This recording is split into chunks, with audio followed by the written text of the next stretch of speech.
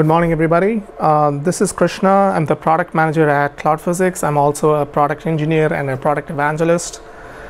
Today, I'm going to talk about how do you do SSD cost performance benefit analysis using CloudPhysics.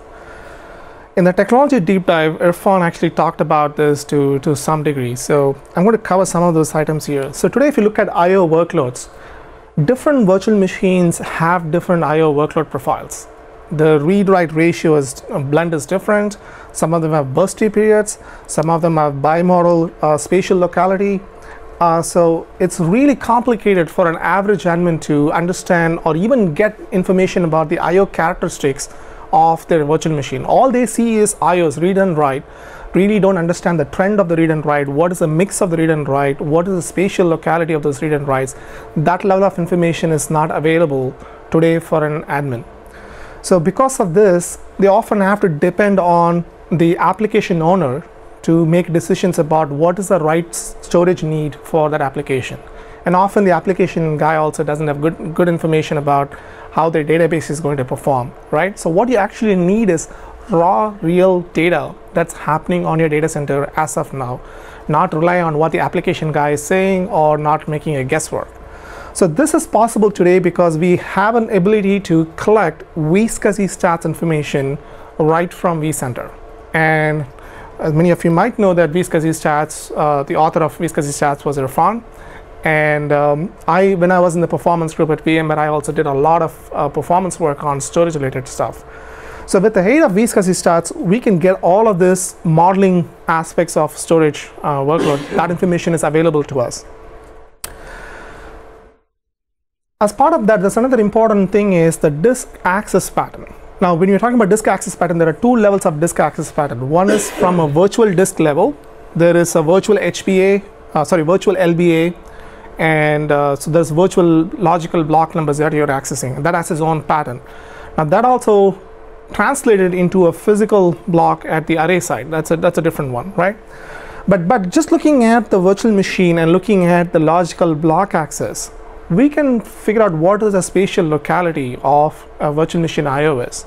And using that information and using the modeling techniques that we talked about, we can actually apply algorithms to predict the behavior of your workload in a what-if scenario. A what-if scenario in this case is, if I take this workload, this particular VM, slap in a caching layer in between. And that caching layer could be SSD, the caching layer could be DRAM, caching layer could be an hybrid drive, whatever, right? Anything which is faster than your regular storage, that could be the caching layer. We can predict what is going to be the performance gain, if at all, if there is one, and how much cache you need to get that performance gain. So those are the two important key questions that we can answer.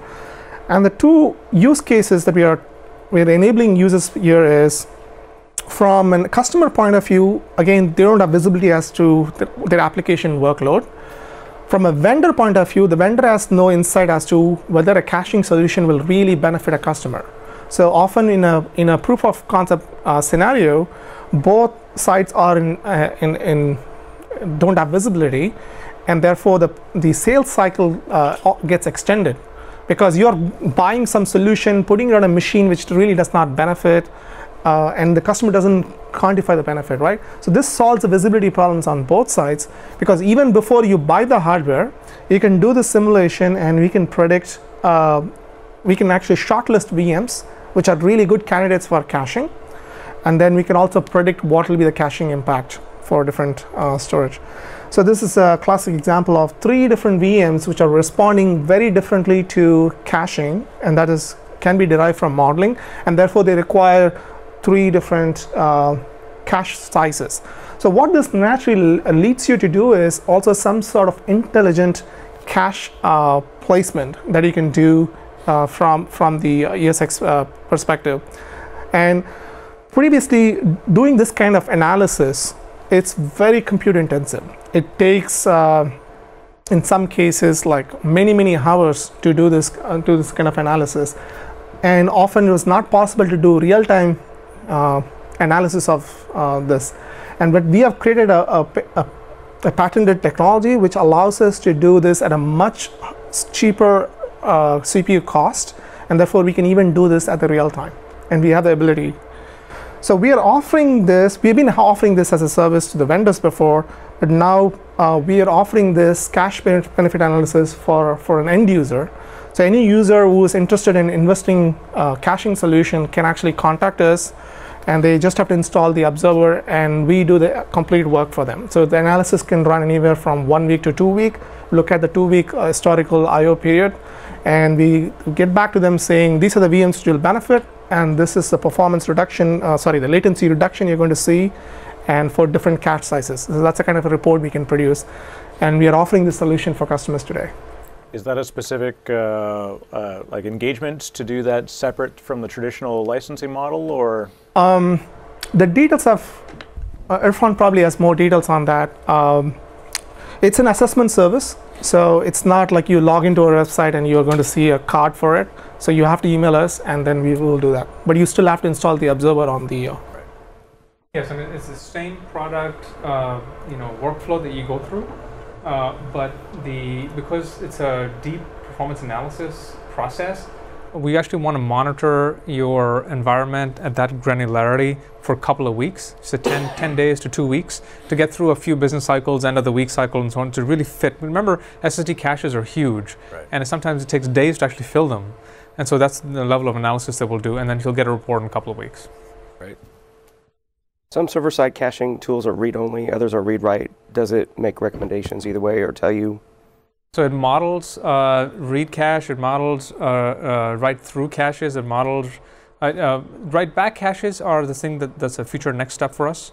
But the majority of caches that our customers are looking at, are addressing both those. That's actually really tricky because little things can affect it. For instance, if you change the block size of the caching system underneath you, 64K versus 16K or something like that, right? All the results change, and the read versus the write handling changes, the write faults change, and so forth. And it's a really remarkable simulator that can handle all of those sorts of effects and give you the accurate results.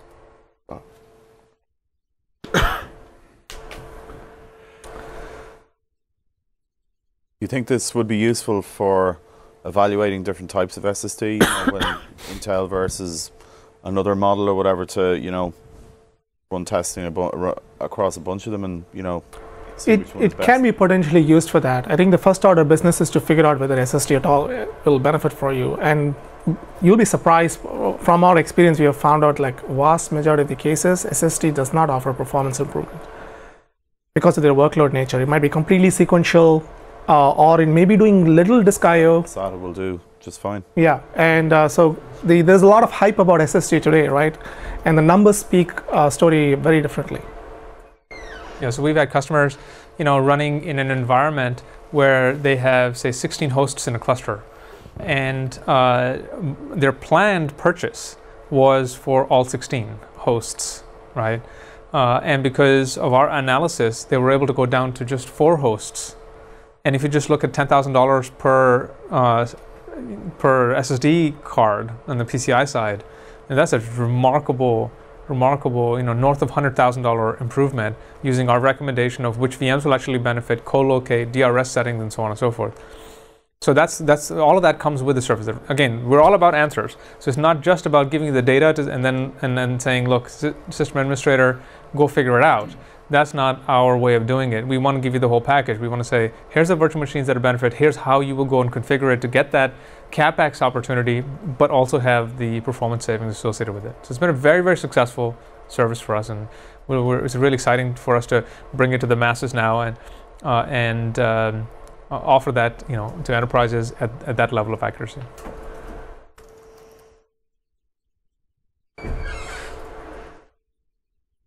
How many of you guys have, in your data center or with your clients' data centers, already started looking at performance optimizations from a flash or SSD point of view, whether it's on the server side or not?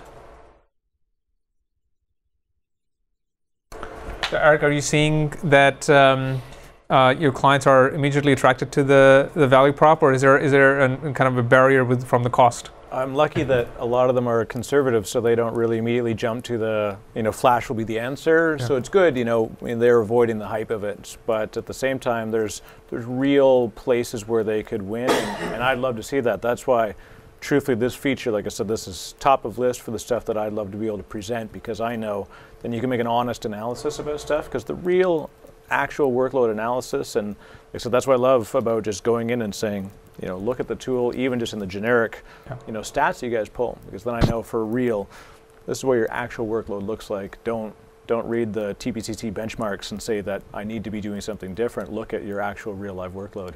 Yes, and so, you know, we've had some customers who, prior to engaging with us, were running a proof of concept.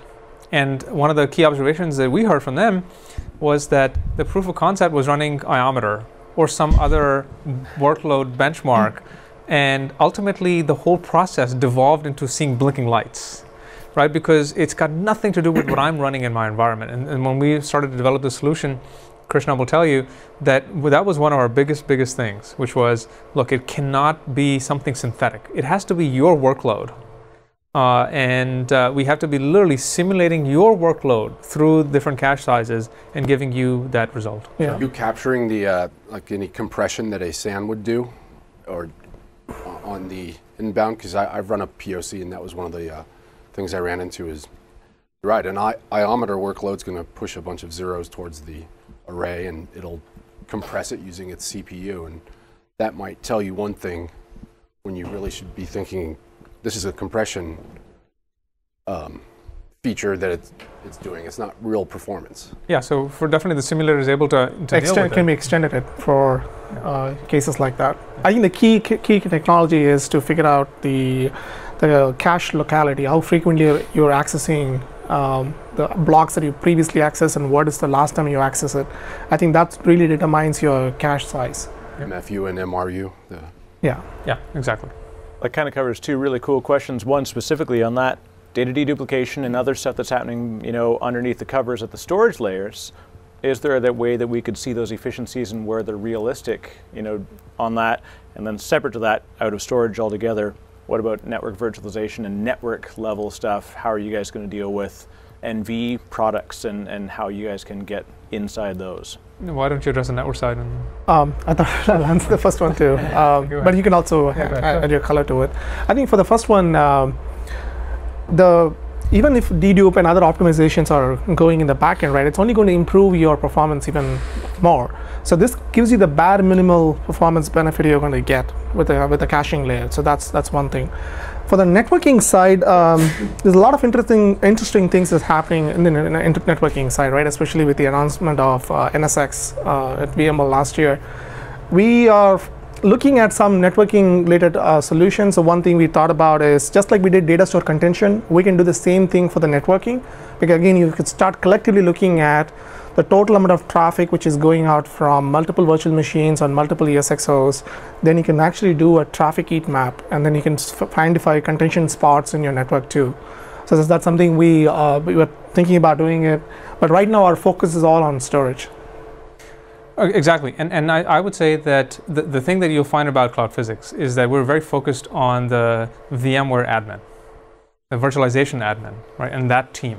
When we look at storage, we're very focused on helping the VMware admin solve his virtual storage problems. And that's the same pattern that you'll see with any of the areas that we go into, because really we're finding that you know, in terms of the opportunities in the data center today, that the CIO, you know, our bosses inside our organizations want to harvest, right? That is a really interesting place, and where a lot of the pain is being felt because of the consolidation, because of all of this overcommitment, oversubscription, and that's happening. And also, networking infrastructure in most cases is kind of uniform. If you look at the infrastructure, the backend, storage on the other end is becoming like a zoo. You have new varieties of storage coming on each and every day. Each one of them have their own specific performance characteristics, price characteristics. So, and we also have data to show that increasingly most of the customer environment has like tons of different storage types, and therefore resource management across this hybrid types of storage is an interesting problem. So why don't we close the cash benefit analysis session here by just a reminder that the service is available. It's been successfully deployed to a very large number of customers, and the analysis has been useful in their attempts and our customers' attempts to right-size their environment, get the performance benefit, and pay exactly what they should be paying, and then to resource manage that once it's available. Thank you very much.